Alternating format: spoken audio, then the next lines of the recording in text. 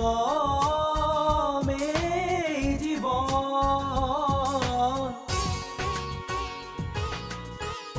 নমস্কাৰ, গুৱাহাটী দূৰদৰ্শন কেন্দ্ৰৰ অনুপম এই জীৱনলৈ আপোনালোকক পুনৰবাৰ স্বাগতম জনাইছোঁ। আমি যোৱাটো খণ্ডত আপোনালোকৰ ওচৰলৈ আগবঢ়াইছিলোঁ এক প্ৰাজ্ঞ পুৰুষ, অসমৰ সাহিত্য আৰু সমাজ জীৱনৰ সকলো ক্ষেত্ৰতে যাৰ স্বাচ্ছন্দ্য বিচৰণ হোমেন বৰগোহাঁইৰ কথাৰে। আহকচোন তেখেতৰ জীৱনৰে আন কেতবোৰ দিশ সন্দৰ্ভত আমি এই খণ্ডত পুনৰ আলোকপাত কৰোঁ। অনুপমে জীবন।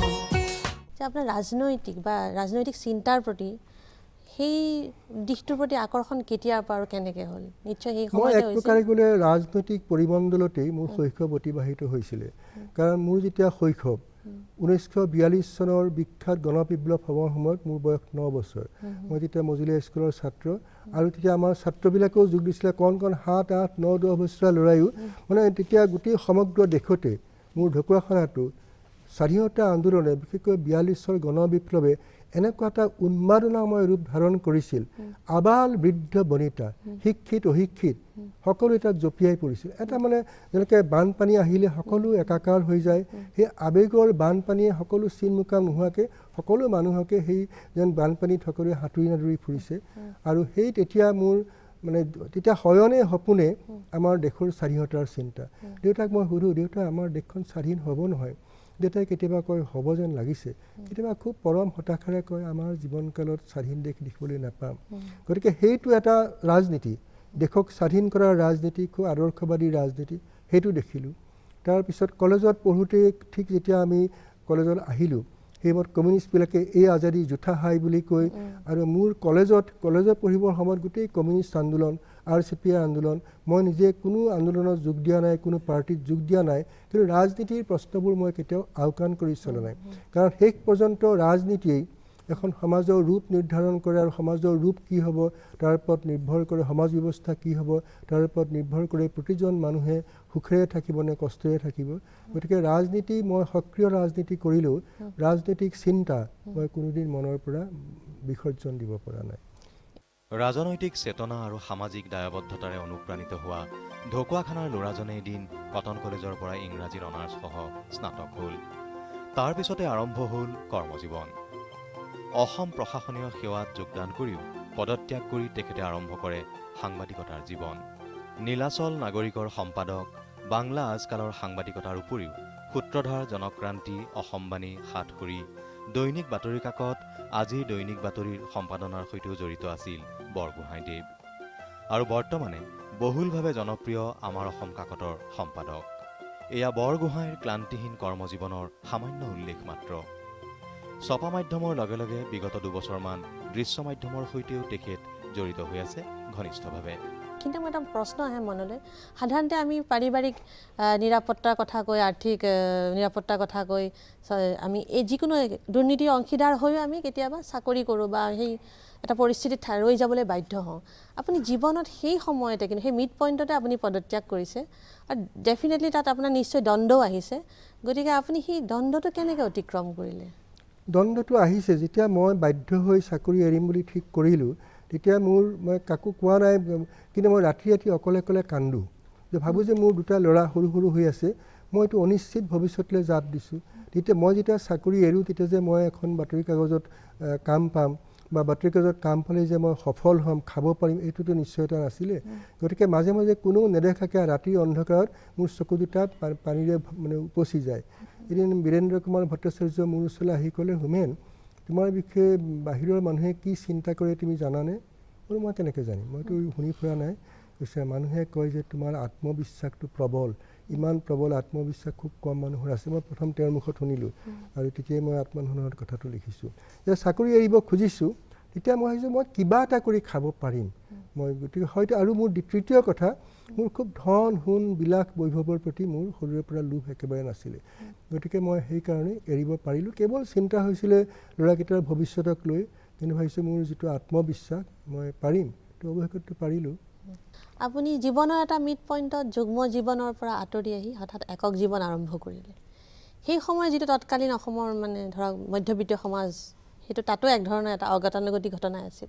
গতিকে তাৰ পিছৰ প্ৰত্যাহ্বান চেলেঞ্জ বা জীৱন সম্পৰ্কে আপোনাৰ ধাৰণা এই কথাটোৱে কেনেধৰণে গঢ় দিলে? নহয়, এইটো আজি ইউৰোপ আমেৰিকাত যি ধৰণৰ ঘটনা ঘটে আমাৰতো সেই ধৰণৰ অসমীয়া সমাজত ঘটা নাই। ধৰা মই প্ৰথমতেই ক'লোঁ যে সৰুৰে পৰাই মোৰ খুব নিসংগতা প্ৰীতিটো এটা ডাঙৰ মোৰ জীৱনৰ এটা ডাঙৰ ঘটনা। সেইটো সৰু সুৰা কথা নহয়, খুব ডাঙৰ। সেইটো মই বহলাই এইটো ক'বলৈ সুবিধা পোৱা নাই। শৈশৱ কালতো মই কেনেকৈ মোৰ লগৰ ল'ৰা ছোৱালী কোনোবা যদি মোৰ ল'ৰাই মোক বিচাৰি আহে মই কেনেকৈ ঘৰৰ পিছফালে পলাইছিলোঁ সেইবোৰ কথা ক'বলৈতো সময় নহ'ব। কিন্তু কিবা কিবি কাৰণত আজি অসমত ডক্টৰ মহেশ্বৰ নেওগ তেওঁ বেছ কিছু কাল তেওঁ অকলশৰে কটাইছিল। ভূপেন হাজৰিকা গোটেই জীৱনটো অকলশৰে কটাইছে। এতিয়া এওঁলোক বিখ্যাত মানুহ, অবিখ্যাত মানুহ বা অখ্যাত মানুহৰ জীৱনততো সেইটো হয়। কিন্তু মই অকলশৰে থকাৰ লগত সৰ্বসাধাৰণ মানুহে মই খুব বেছি কথাবোৰ ব্যক্তিগত কথাবোৰ কৈ নুফুৰোঁ। গতিকে মানুহে ভাবে যে সচৰাচৰ যিটো হয় ঘৰ ভাঙিছে বা এনেকুৱা যুগ্ম জীৱনত কিবা ঘটনা হৈছে, এইবোৰ একো নহয়। এটা নিজৰ মানসিক কিবা এটা সমস্যা হৈছিল, হোৱাৰ ফলত মই বেলেগে আছোঁ। নিসংগতা প্ৰীতিৰ কাৰণেই হওক বা আৰু অলপ শান্তি বিচাৰিয়েই হওক। গতিকে সেই এটা নৈতিকতাৰ কোনো প্ৰশ্ন নাই, সমাজৰ বিৰুদ্ধে বিদ্ৰোহ কৰাৰো কোনো প্ৰশ্ন নাই। এটা আপোচত মই যেনিবা অলপ বেলেগকৈ আছোঁ, পৰিয়াল বেলেগকৈ আছে।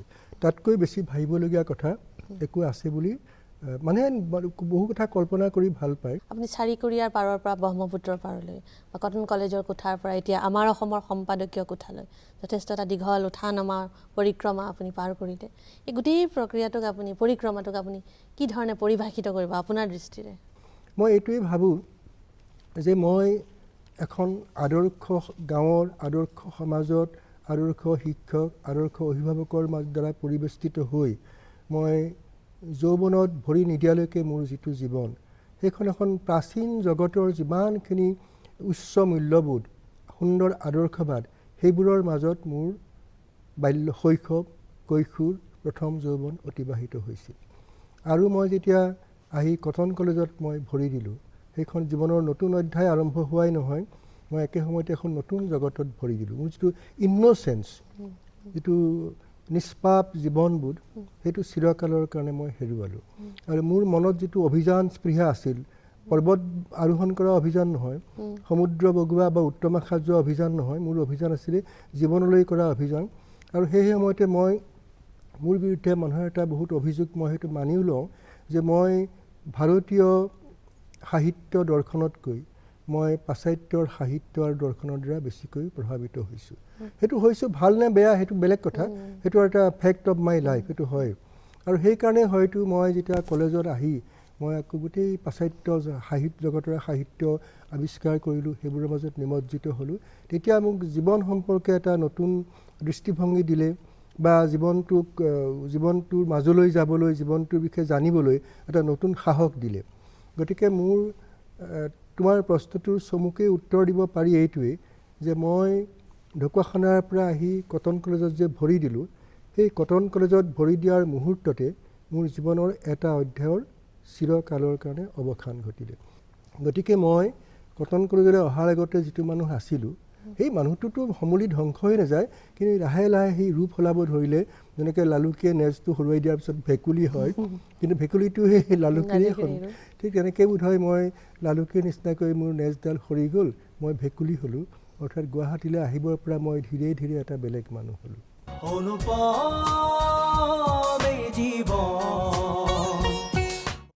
ইংৰাজী, হিন্দী, পাঞ্জাবী, বাংলা অনেক ভাষালৈ অনুদিত হৈছে বৰগোহাঁইৰ সাহিত্য। কিন্তু কবি, গল্পকাৰ, ঔপন্যাসিক বৰগোহাঁইৰ এই সকলো পৰিচয়ৰ ঊৰ্ধত তেখেত এগৰাকী প্ৰাবন্ধিক। ৰচনা আৰু প্ৰবন্ধক এক সুকীয়া মাদকতা দিয়া, অসমীয়া পঢ়ুৱৈৰ মাজত আত্মমুখী ৰচনাক জনপ্ৰিয় কৰি তোলাৰ ক্ষেত্ৰত যিসকলৰ ভূমিকা সৰ্বাধিক, হোমেন বৰগোহাঁই সেইসকল দিগ্গজৰ অগ্ৰণী নাম। তদুপৰি তেখেতে লিখিছে অনেক জীৱনী, আত্মজীৱনীমূলক গ্ৰন্থ, সমালোচনামূলক ৰচনা।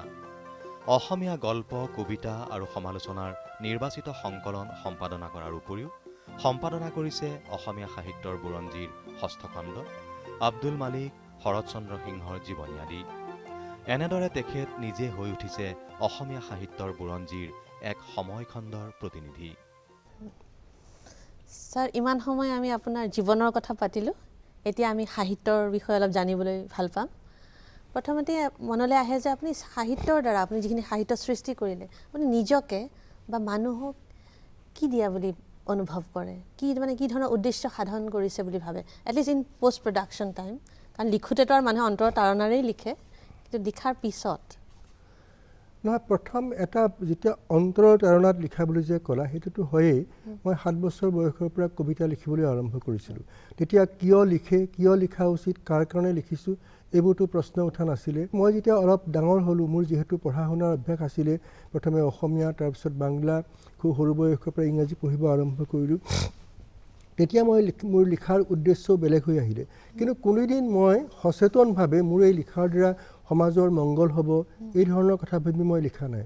কিন্তু এটা মংগলবোধ মোৰ মনত চিৰজাগ্ৰত হৈ আছিলে যে মই মানুহক ভাল পাওঁ, গতিকে মোৰ চেতনাৰ পৰা সেই মানুহক বাদ দিয়া কথাটো কেতিয়াও হোৱা নাই। গতিকে মই মোৰ জীৱনৰ গোটেই লেখাখিনিক মই দুটা ভাগত ভাগ কৰিব পাৰোঁ। এটা হ'ল মোৰ জীৱনৰ অন্বেষণ, জীৱনৰ অৰ্থৰ অন্বেষণ। সেইটো কৰিবলৈ যাওঁতে মই তাৰ মোৰ লেখাবোৰৰ নিজেই নায়ক। আৰু বাকীবোৰ হ'ল মই যিখন সমাজত বাস কৰোঁ, সেই সমাজখন যদি সুস্থ নহয়, সুন্দৰ নহয়, শান্তিময় নহয়, মই নিজেতো সুখী হ'ব নোৱাৰোঁ, মই শান্তি পাব নোৱাৰোঁ।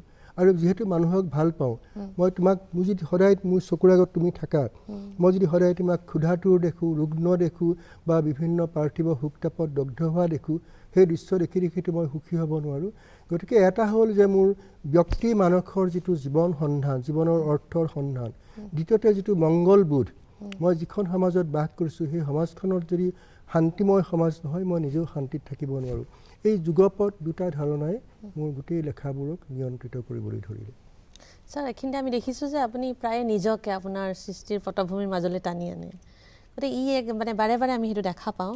গতিকে ই আপোনাৰ এক ধৰণৰ নাৰ্চিচিজিম নে ধৰক আপোনাৰ উপনিষদত যিটো কৈছে আত্মানং বিদ্ধি নো ডাইছেল্ফ? দুটাৰ এটাও নহয়।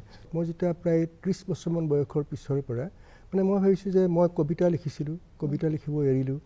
গল্প লিখিও কেইটামান গল্প লিখিব এৰিলোঁ, যদি দুটামান গল্প লিখি গল্পকাৰী বুলি মানুহে স্বীকৃতি দিয়া হ'ল। উপন্যাসো কেইখনমান লিখিলোঁ। তাৰপিছত মোৰ খুব এটা মন যে মোৰ উপযুক্ত মাধ্যমটো মই বিচাৰি পোৱা নাই। এতিয়া বহুত চিন্তা কৰি কৰি মই উপযুক্ত মাধ্যমটো বিচাৰি পালোঁ। মই খুব ডেকা কালৰ পৰাই কলেজত পঢ়িবৰ পৰাই মই হঠাৎ মণ্টেইনৰ লেখাৰ প্ৰতি আকৃষ্ট হ'লোঁ। মই লেখাৰ প্ৰতি আকৃষ্ট হৈ বা তেওঁৰ সেইটো পঢ়িয়েই মই লিখিবলৈ আৰম্ভ কৰা নাই।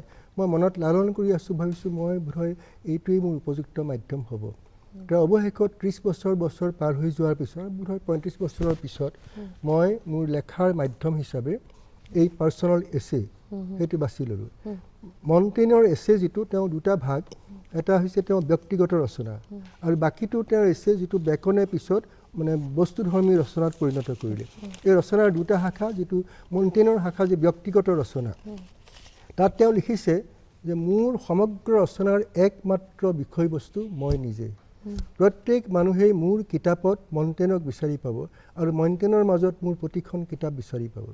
কোনোবাই ক'লে যে তুমি নিজকে তুমি বিষয়বস্তু কৰি তোমাৰ কি লাভটো হ'ব, মানুহে তোমাক কিয় পঢ়িব, মানুহৰ চকুত তোমাৰ সেই ব্যক্তিধৰ্মী লেখাবোৰৰ কি মূল্য আছে? তাৰ উত্তৰত মণ্টেইনে ক'লে যে প্ৰত্যেক মানুহেই তেওঁৰ গোটেই প্ৰজাতিৰ সমস্ত বৈশিষ্ট্য বহন কৰে আৰু প্ৰত্যেক মানুহেই কিছুমান বিশ্বজনীন অভিজ্ঞতা তেওঁলোকে সঞ্চয় কৰে। গতিকে মই নিজকেই ভালকৈ চিনি পাওঁ, মোৰ বিষয়ে যদি মই ভালকৈ লিখিব জানো, পৃথিৱীৰ প্ৰতিজন মানুহেই মোৰ মণ্টেইনৰ জীৱনৰ মাজতেই প্ৰত্যেক মানুহে নিজৰ জীৱনৰ প্ৰতিবিম্ব দেখিবলৈ পাব। সেই কথাটো মোৰ মানসিকতাও তেনেকুৱা আছিলে। তেওঁ প্ৰথমে খুব পঢ়ি ঢেৰ টোকা কৰি বহুত বছৰ কৰি মোৰো সেইটো অভ্যাস আছিলে। তাৰপিছতে মই এইটো লিখিব আৰম্ভ কৰিলোঁ। মোৰ যদি এই লিখাটোৰ কোনো মূল্যই নহ'লহেঁতেন, তে আজি মই যোৱা 30 বছৰ ধৰি বা 40 বছৰ ধৰি মই ব্যক্তিগত ৰচনাই লিখি আছোঁ। মোৰ গল্প, কবিতা, উপন্যাস মানুহে পাহৰি যোৱাৰ নিচিনাই হ'ল। যোৱা 40 বছৰ ধৰি কেৱল মানুহে যাৰ বিষয়বস্তু একমাত্ৰ হোমেন বৰগোহাঁই কি ভাল পায়, কি বেয়া পায়, কি খায়, কি পিন্ধে, এইবোৰ লিখিতো 40টা বছৰ মই কটাই দিলোঁ। বা মোৰ জীৱনৰ সংশয়, মোৰ ভয়, মোৰ ভীতি গোটেইবোৰ লিখি। গতিকে এইটো হ'ল মোৰ গুৰু মিচেল ডে মণ্টেইন, আৰু তেওঁৰ আদৰ্শ অনুসৰণ কৰি মই এই ব্যক্তিগত ৰচনা লিখিবলৈ আৰম্ভ কৰিলোঁ। আৰু তেওঁৰ আদৰ্শ অনুসৰণ কৰি মোৰ গোটেইবোৰ ৰচনাৰ নায়ক হ'লোঁ মই নিজে। ব্যক্তিগতৰ বা নৈবৰ্তিকতালৈ যোৱাৰ সেই সাধনাটো কেনেকৈ কৰিলে আপুনি? ব্যক্তিগত ৰচনা লিখিবলৈ তুমি প্ৰথমতে নিজৰ ব্যক্তিত্ব গঢ়িব লাগিব। ব্যক্তিগত ৰচনা যেহে যে যদিও মধি সৰু প্ৰত্যেকে বোলে মই মোৰ কথা লিখিম, সেইটো মানুহে নপঢ়িব। গতিকে তুমি খুব কষ্ট কৰি সাধনা কৰি অধ্যয়ন কৰি চিন্তা কৰি তুমি এটা নিজৰ ব্যক্তিত্ব তুমি গঢ়ি তুলিব লাগিব। সেই ব্যক্তিত্বৰহে প্ৰকাশ হ'ব সেই ব্যক্তিগত ৰচনাবোৰ। আৰু দ্বিতীয়তে তুমি যেতিয়া তুমি ব্যক্তিগত তোমাকেই বিষয়বস্তু কৰি লিখিবা, তেতিয়া সেই লিখাখিনি পাঠকে পঢ়ি সোৱাদ পাবলৈ তুমি এটা নিজস্ব গদ্যশৈলীটো তৈয়াৰ কৰিব লাগিব। আৰু সেই গদ্যশৈলীৰ প্ৰধান বৈশিষ্ট্য গুৰুগম্ভীৰ বাক্য, দীঘল দীঘল বাক্য এইটো নহয়, এটা কনভাৰ্চেশ্যনেল ষ্টাইল। সেইটো পঢ়োঁতে এনেকুৱা লাগিব, যেতিয়া মৌচুমী কণ্ডলী যদি মোৰ এখন ৰচনা পঢ়ে তেওঁ ভাবিব লাগিব যে এইটো হোমেন বৰগোহাঁই মোৰ লগত কথা পাতি আছে। আৰু সেইটো প্ৰত্যেক মোক বহুতে কয়, ছাৰ আপোনাৰ লিখাখিনি পঢ়িলে এনেকুৱা লাগে যেন আপুনি মোৰ লগত কথা পাতি আছে। এতিয়া মই কওঁ যে এই ৰীতিটো আৱিষ্কাৰ কৰিবলৈ বা তাক পৰিণত ৰূপ দিবলৈ মই জীৱনৰ বহু বছৰ সাধনা কৰিব লগা হৈছিল। কিন্তু আপোনাৰ জীৱনৰ আন এটা গুৰুত্বপূৰ্ণ দিশ হৈছে আপোনাৰ সমাজ জীৱনৰ, সেই বিষয়ে জানিবলৈ আমি ইচ্ছুক। গতিকে প্ৰথমে আমি জানিব বিচাৰিম আপোনাৰ সাংবাদিক জীৱনৰ কথা। আপুনি যথেষ্ট পলিটিকেল কনচিয়াছনেছ, ৰাজনৈতিক চেতনা সম্পন্ন আৰু সামাজিক দায়বদ্ধতাৰে এই দিশটো আপুনি পালন কৰি আহিছে। কওকচোন কেনেদৰে আপুনি আকৰ্ষিত হ'ল এই সাংবাদিক জীৱনৰ প্ৰতি? সেই বিষয়েতো মই ইতিমধ্যে মোৰ যিবোৰ আত্মজীৱনীমূলক কিতাপ বহুত সবিস্তাৰে উল্লেখ কৰিছোঁ। মই একদম বাল্যকালতে মোৰ 7 বছৰ বয়সতে তেতিয়াৰ বিখ্যাত অসমীয়া বাতৰি কাকত তৰুণ অসম বেণুধৰ শৰ্মাই সম্পাদনা কৰিছিলে। মোৰ সৰু দেউতা, আমি যুটীয়া পৰিয়াল আছিলোঁ। মোৰ 7 বছৰ বয়সতে মোৰ কিবা এটা কথাত সন্তুষ্ট হৈ তেওঁ সেই কাগজখনৰ মোক গ্ৰাহক কৰি দিছিলে। এটা গাঁৱলীয়া 7 বছৰীয়া ল'ৰাই বাতৰি কাগজৰ গ্ৰাহক হোৱাৰ অভিজ্ঞতা বোধ হয় খুব এটা বিৰল অভিজ্ঞতা। সেই কাগজখন পঢ়িয়েই মানে মই তেতিয়া নিজে এখন মোৰ খেলা আছিলে যে মই তেতিয়াই নাম দিছিলোঁ সোণৰ অসম বুলি। মই এখন কাগজ এখন নিজে সম্পাদনা কৰোঁ, সম্পাদক হোমেন্দ্ৰনাথ বৰগোহাঁই, কাগজখনৰ নাম সোণৰ অসম।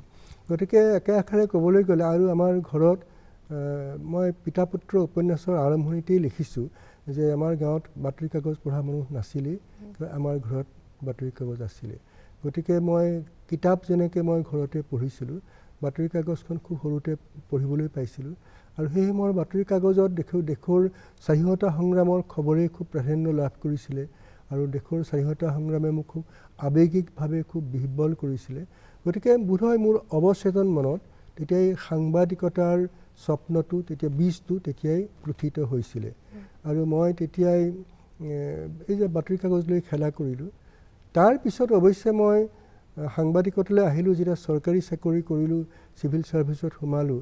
কিন্তু সেইটোৱে মোৰ মনত ইমান মানে বিৰক্তি জন্মালে যে তাৰ পৰা পলাবৰ আৰু কোনো পথ নাই। মই ঠিকা কৰিব নোৱাৰোঁ, ব্যৱসায় বাণিজ্য কৰিব নোৱাৰোঁ, ৰাজনীতি কৰিব নোৱাৰোঁ। মই কৰিব পৰা কাম কলমেৰে একমাত্ৰ আছিলে সাংবাদিকতা। গতিকে মই অনন্যোপায় হৈ সাংবাদিকতালৈ আহিলোঁ। কিন্তু এইখিনিত এটা মোৰ স্ববিৰোধিতা আছে। মই বাৰম্বাৰ লিখিছোঁ, বাৰম্বাৰ কওঁ যে সাংবাদিকতা কৰি মই সমূলি তৃপ্তি নাপাওঁ। মই যদি অকল নিজে স্বতন্ত্ৰভাৱে মই খাই থাকিবলৈ সুযোগ পালোহেঁতেন, মই কেৱল সাহিত্য কৰিয়েই, সাহিত্য চৰ্চা কৰিয়েই মই জীৱনটো অতিবাহিত কৰিলোহেঁতেন, তেতিয়া মই এতিয়া লিখাতকৈ অলপ দুখনমান ভাল কিতাপ নিশ্চয় লিখিব পাৰিলোহেঁতেন। কিন্তু সাংবাদিকতা কৰি মই তৃপ্তি নাপাওঁ, কিন্তু এক ধৰণৰ নিচা যে এই সাংবাদিকতা কৰি যে দুৰ্নীতিৰ বিৰুদ্ধে মই যুদ্ধ কৰিছোঁ, অন্যায়ৰ বিৰুদ্ধে মাত মাতিছোঁ, শক্তিমানৰ দুৰাচাৰৰ বিৰুদ্ধে মই মাত মাতিছোঁ। তে মোৰ এটা খুব মানে মই নিজেই ক'ৰবাত লিখিছোঁ যে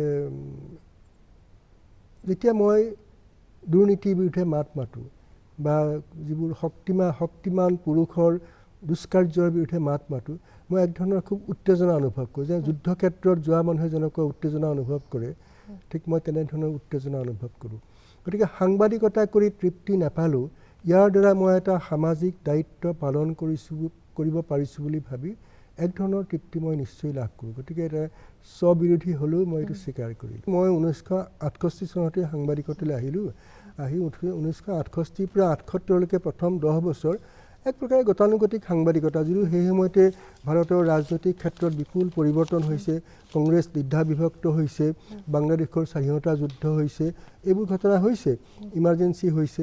কিন্তু তথাপিতো সেইবোৰ এটা ৰাজনৈতিক ক্ষেত্ৰৰ গতানুগতিক ঘটনা। কিন্তু মোৰ সাংবাদিকতালৈ প্ৰবল প্ৰত্যাহ্বান আহিলে যেতিয়া 1979 চনত অসমৰ বিদেশী খেদা আন্দোলন আৰম্ভ হ'ল। সেই অসমৰ বিদেশী খেদা আন্দোলনটোৰ লগত অকল ৰাজনীতি জড়িত নাছিলে, তাৰ লগত বহুত সাংস্কৃতিক প্ৰশ্ন, বহুত মানৱিক প্ৰশ্ন এইবোৰ জড়িত, বহুত আদৰ্শগত প্ৰশ্ন এইবোৰ জড়িত আছিলে। গতিকে মই সেই আন্দোলনটোৰ মূল লক্ষ্যৰ বিৰুদ্ধে নহয়, কিন্তু আন্দোলনটোৰ কাৰ্যসূচী, তাৰ যিবোৰ শ্লোগান এইবোৰৰ বিৰুদ্ধে মই থিয় হ'বলৈ বাধ্য হ'লোঁ। আৰু বাধ্য হওঁতে মোৰ তাত সেইটো কোনো সংকট বুলি ভবা নাই। মই এবাৰ লিখিছোঁ যে মই নাগৰিক নামৰ যিখন কাকতৰ যোগেদি মই আন্দোলনটোৰ বিৰুদ্ধে থিয় হৈছিলোঁ। সেই নাগৰিকখন এখন খুব সৰু কাগজ আছিলে, বহুল প্ৰচাৰিত কাগজো নাছিলে, কিন্তু মোৰ সমগ্ৰ সাংবাদিক জীৱনত মই নাগৰিকৰ সম্পাদক হৈ থকা কালছোৱাত যি ধৰণৰ এটা মাদকতা মই অভিজ্ঞতা অৰ্জন কৰিলোঁ, যি ধৰণৰ উত্তেজনা, যি ধৰণৰ আনন্দ পালোঁ, তাৰ আগতো পোৱা নাই, পিছতো পোৱা নাই। কাৰণ এইটোৱে যে সেই কাগজখনৰ যোগেদি মই এটা প্ৰবল ব্ৰহ্মপুত্ৰ উপত্যকাৰ প্ৰায় ৯৫% মানুহটো আন্দোলনত জঁপিয়াই পৰিছিলে। এনেকুৱা কোনো বুদ্ধিজীৱী লিখক নাছিলে যি হয়তো বহুতেই নীৰৱ হ'ল, বহুতেই নিৰপেক্ষ হ'ল, কিন্তু আন্দোলনৰ প্ৰতিবাদ কৰা মানুহৰ সংখ্যাটো আঙুলিৰ মূৰত লিখিব পৰা আছিলে। এতিয়া মই জীৱনত প্ৰথমবাৰৰ কাৰণে নিজকে পৰীক্ষা কৰিবলৈ এটা সুযোগ পালোঁ যে এই প্ৰবল শক্তিৰ বিৰুদ্ধেও সমাজৰ সংখ্যাগৰিষ্ঠৰ বিৰুদ্ধে থিয় হ'ব পৰাৰ যিটো নৈতিক সাহস, সেই অভিজ্ঞতাটো মই প্ৰথমবাৰৰ কাৰণে লাভ কৰিলোঁ। সেই ৰেঙনি আপুনি বাহিৰতো নিছিলে, অসমৰ মানে চাৰিসীমা পাৰ হৈ আপুনি আজকাল কাকতত যেতিয়া আন্দোলনৰ যেতিয়া ভৰপক অৱস্থা 1981 চনতে মোক কলকাতাৰ আজকাল নামৰ কাকতে নিমন্ত্ৰণ কৰিলে, আৰু সেই সময়ত অসমীয়া সমাজৰ দ্বাৰা মই বহিষ্কৃত আৰু পৰিত্যক্ত আৰু বৰ্জিত হৈছিলোঁ। মোৰ কাগজখন নাগৰিকখন পুৰি চাৰখাৰ কৰিছিলে, নপঢ়া হৈছিলে। মোৰ ভাগ্য ভাল যে ঠিক সেই সময়তে মোক যদি কলকাতাৰ আজকালে নিমন্ত্ৰণ নকৰিলেহেঁতেন মই হয়তো কেইবছৰমান মানে উপবাসে থাকিবলগীয়া অৱস্থা হৈছিলে। আজকালখনো মই বিদেশী খেদা আন্দোলনৰ যিটো অশুভ প্ৰৱণতা তাৰ বিৰুদ্ধে যুদ্ধ কৰিবলৈ এটা সুযোগ পালোঁ। আৰু সেই সময়তে আজকালৰ যোগেদিয়ে মই প্ৰথম আলফাৰ বিৰুদ্ধেও মই মাত মাতিলোঁ, যিটো কাৰণে অৱশেষত মই আজকালো এৰিব লগা হ'ল। কাৰণ আজকালত পিছত এনেকুৱা কিছুমান শক্তি সোমাই গ'ল যিসকলে এসময়ত নক্সাল বিপ্লৱৰ লগত জড়িত আছিলে, তেওঁলোকে আলফাক সমৰ্থন কৰিব আৰম্ভ কৰিলে। এতিয়া গতিকে মই শেষ পৰ্যায়ত তেওঁলোকে মোক এৰিব খোজা নাছিলে, মই এৰাৰ পিছতো বাৰম্বাৰ মোক মাতিছিলে, কিন্তু যেতিয়া তেওঁলোকে খোলাখুলিকৈ আলফাক সমৰ্থন কৰিলে তেতিয়া মই আজকাল এৰিবলৈ বাধ্য হ'লোঁ। ছাৰ, অসম সাহিত্য সভাৰ দৰে এটা গুৰুত্বপূৰ্ণ অনুষ্ঠানৰ লগতো আপুনি জড়িত, আপুনি সভাপতি হৈছিল। সেইখিনি সময়তো আপুনি নিশ্চয় আপুনি জীৱনটোত বহুতো প্ৰত্যাহ্বান ফেচ কৰিছে, মুখামুখি হৈছে।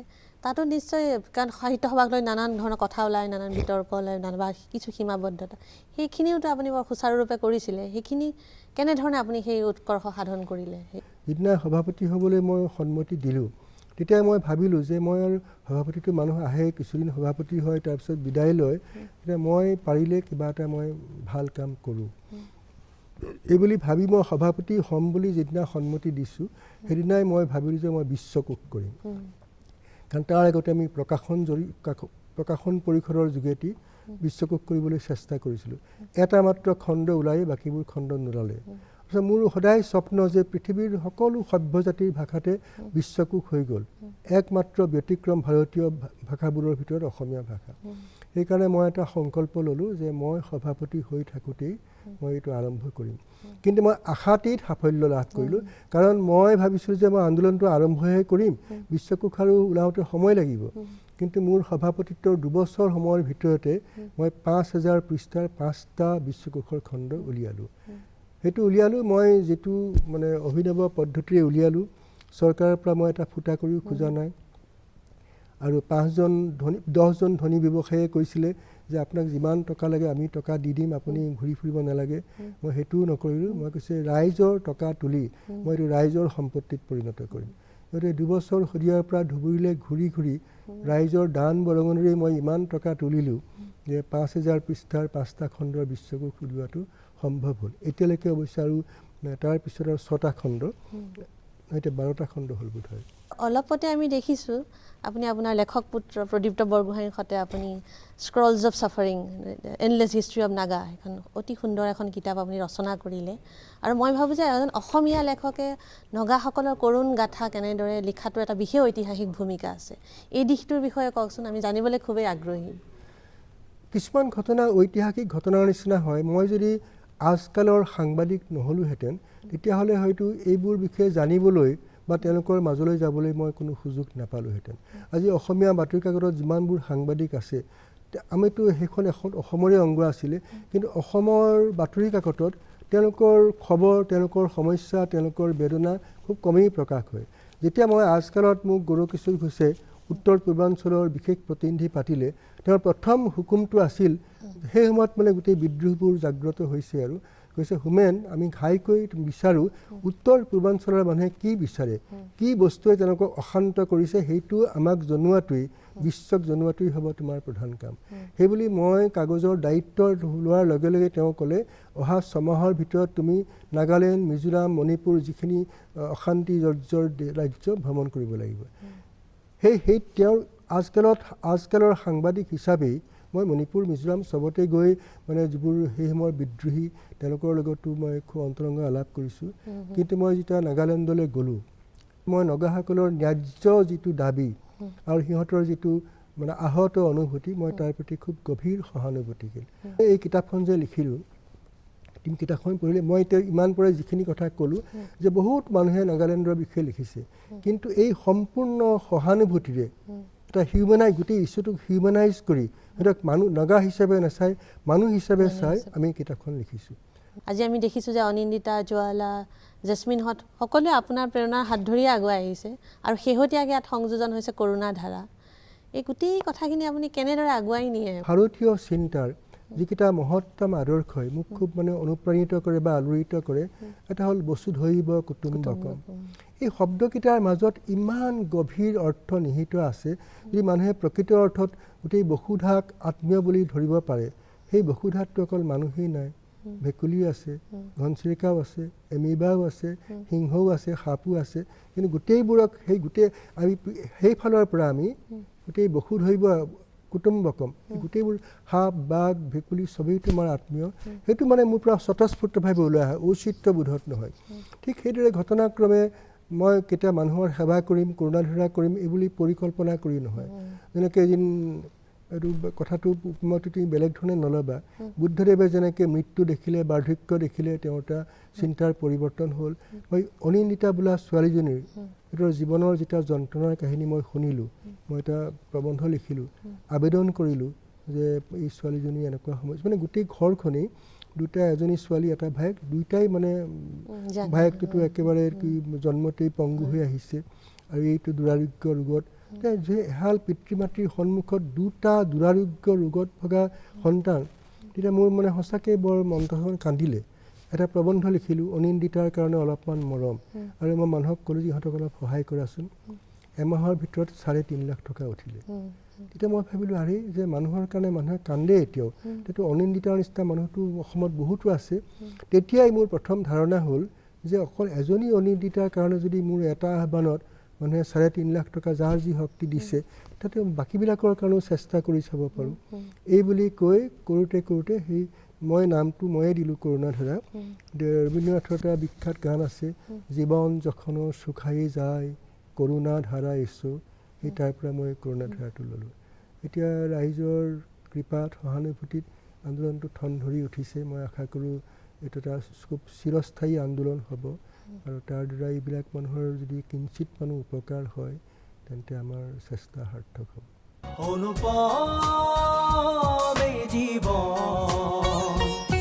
তেখেতৰ জীৱনৰ আন কেতবোৰ দিশ লৈ আমি পুনৰ হাজিৰ হ'ম পৰৱৰ্তী খণ্ডত। চাবলৈ নাপাহৰিব অনুপম এই জীৱনৰ পৰৱৰ্তী খণ্ড। নমস্কাৰ।